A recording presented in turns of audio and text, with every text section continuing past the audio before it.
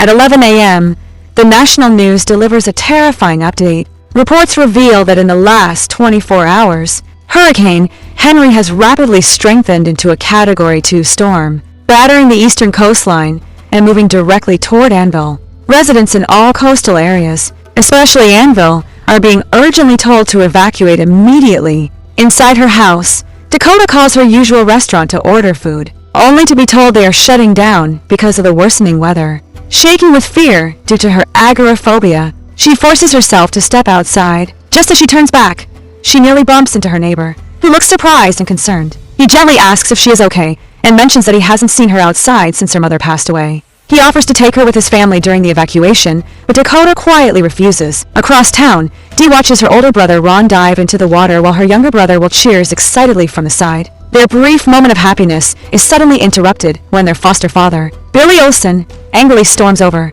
yelling at them for being out in the rain. He snaps that if they get sick, he'll be the one paying the medical bills. Dee mutters under her breath, saying, "Like you'd ever take us to a doctor." Billy hears her and demands she repeat it louder. Not far away, at McKay's meat plant, Lisa, who is 9 months pregnant, hurries to her car and gets inside. Her co-worker Bob reminds her to drive safely, and she smiles before wishing him the same. On the phone, Lisa's mother once again brings up the decision Lisa made to move from New York to Anvil for the fiancé who abandoned her after she got pregnant. Clearly frustrated, Lisa cuts her off and asks not to talk about him. Her mother then asks if she has thought more about having a water birth at the hospital like her sister did. Exhausted and irritated, Lisa says she still hasn't decided. Then her mother asks why she hasn't left town yet. Lisa explains that her boss forced her to come into work, but assures her she plans to leave soon. Now deeply worried, her mother tells her that according to the news, the interstate highways are already closed due to flooding. Meanwhile, marine biologist Dr. Dale Edwards listens carefully to the storm report. His colleague Brian asks just how bad the storm is expected to become. Dale says it's going to be severe, pointing out that marine life south of Bermuda is already migrating north in an attempt to escape. Brian then asks if Dale managed to tag all the bull sharks. Dale shakes his head and explains that far too many sharks are being pushed inland by the storm. At that moment, Greg, the harbor master, arrives with even worse news. The hurricane could intensify into something even beyond the standard scale. Dale immediately calls his niece, Dakota. She answers on the first ring. He asks if she has any way to leave town, and if not, offers to come get her himself. But Dakota insists on staying in the house. Dale warns her that the storm is about to hit Anvil directly, and the house may not survive. He tells her she could end up swimming inside her own bedroom. Dakota brushes it off with a nervous joke, saying it might actually be fun, and that the news always exaggerates everything. Dale softens his voice and tells her he understands what she's going through. He misses her mother too, but hiding inside the house won't make the pain disappear. Dakota laughs and teases him for being bad at parenting. He laughs back, admitting he's still learning, and promises to come for her as soon as possible. Meanwhile, Billy continues yelling at the siblings in the car, threatening to send them back into foster care if they don't behave. Ron notices people evacuating and asks if they should leave too. Billy dismisses it, confidently saying it's nothing more than some wind and rain. Then the news delivers another shocking update. Hurricane Henry has now intensified into a Category 5 storm. Dakota watches an old video on her phone of herself playing with her mother while her father records them. At Billy's house, Dee asks what would happen if the rising water breaks the windows. Billy coldly replies, "Reinforced glass." Soon after, he heads down to the basement to meet his wife Rachel. He angrily complains about catching the children near the creek. Rachel reminds him they are being paid to take care of them. Moments later, Dee appears and says they're hungry. Rachel tosses her a packet of bread, while Billy warns her never to come downstairs again. As Dale steps off his boat, a local news anchor named Joe stops him and asks about the shark attack that happened earlier that morning. Dale is caught off guard. Joe explains that a couple at Myrtle Beach was attacked, and witnesses claim they saw 2 sharks. Dale immediately realizes those were likely bull sharks, not great whites. Elsewhere, Lisa tries calling for help, but the area around her is now deserted. She gets into her car just as her mother calls again, but the signal cuts out. Trying to calm herself, Lisa turns on some music. Then the power suddenly fails. Moments later, the levee gives way. Seawater rushes violently into the town. Lisa drives through the heavy rain and comes across Bob. He warns her to turn back because trees are falling. But when they hear the roar of incoming floodwater, he urgently tells her to keep going toward higher ground. Then the floodwaters hit. Dakota watches in horror as the water level rises rapidly outside her home. Soon the entire street is submerged. Lisa's car is swept away by the current and eventually gets stuck against a large branch, trapping her inside. Two men row carefully through the flooded streets, aiming for their truck, when suddenly, a desperate scream pierces the storm. They turn. A woman is trapped inside a car, half submerged, water rising fast. Without thinking twice, one of the men dives into the murky water and swims straight toward her. He reaches the car, trying to calm Lisa down. He calls back to his partner, telling him to grab a cutter from the truck, and then in an instant, he's violently pulled under the water. From a nearby house, Dakota sees everything unfold and screams at the top of her lungs. "Sharks!" The word hits instantly. Lisa's fear spikes as she screams for the man to get out of the water. But it's already too late. He watches in horror as his friend is taken by something below. Meanwhile, on a boat, Dale watches the news. The Highway I-7 is completely flooded. That's near Anvil, right? He checks his laptop, frowning. The numbers don't add up. The water shouldn't be reaching that far unless the levee has failed. And if that's true, getting into Anvil won't be easy. Determined, Dale turns to Joe and offers him a deal.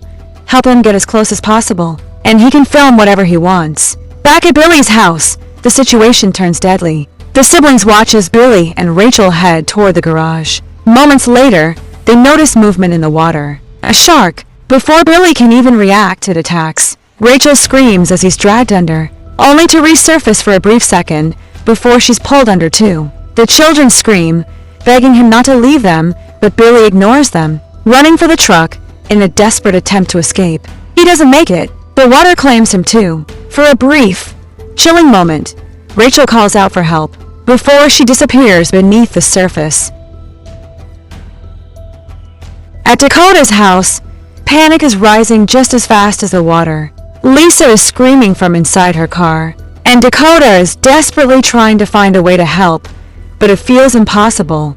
Sharks are everywhere, and she just watched two men die. But then Lisa says something that changes everything. She's pregnant, and she refuses to let her baby die. Dakota freezes for a moment, overwhelmed with fear, but then something shifts inside her.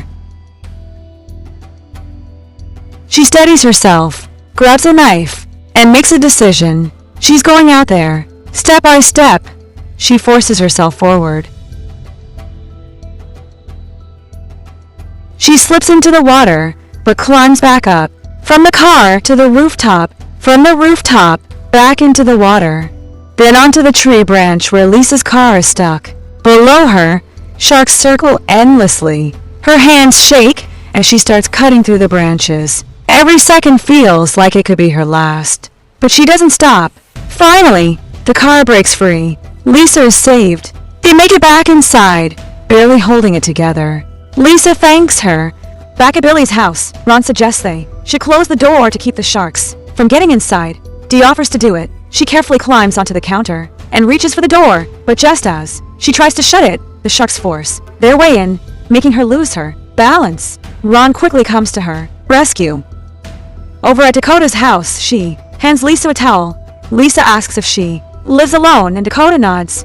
When Lisa asks about her parents, Dakota quietly admits that her father died years ago, and her mother passed away just a few months earlier. Lisa gently apologizes. Lisa then asks if the roof is accessible, and Dakota says yes. Lisa explains that they need to signal rescuers, some kind of distress sign so they know they're inside. Suddenly, Lisa winces in pain as her contractions begin. I think it's starting. Dakota gathers some curtains and lays out a help sign on the roof before heading back inside. Lisa then asks Dakota to check how big the opening is so they can estimate how soon the baby will come. Excuse me. Trust me, I don't want to do this any more than you do. As Lisa lifts the blanket, Dakota gasps. Alarmed, Lisa asks if everything is all right. Dakota nods and says she can see the baby's head about 2 to 3 inches out. Lisa sighs and says the baby is coming much sooner than expected. Suddenly, Lisa cries out as another contraction hits. Dakota freezes, breathing hard. Through the pain, Lisa pleads with her baby to hold on. It's not safe yet. Dakota looks at the rising water and offers to get the boat, but Lisa warns her. The water is full of sharks. Thinking fast, Dakota remembers something her uncle once told her. Vibrations can imitate injured fish. He's a marine biologist. She gathers anything that can vibrate to use as a distraction. Lisa asks for painkillers, and Dakota tosses her a bottle. Dakota seals the vibrating devices in plastic bags and throws them into the water. Lisa thanks her, and Dakota nods before stepping outside.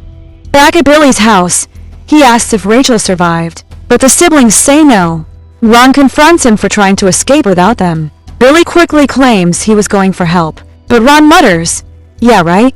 Don't talk back to me, Ron." Billy orders Ron to go get help. They argue.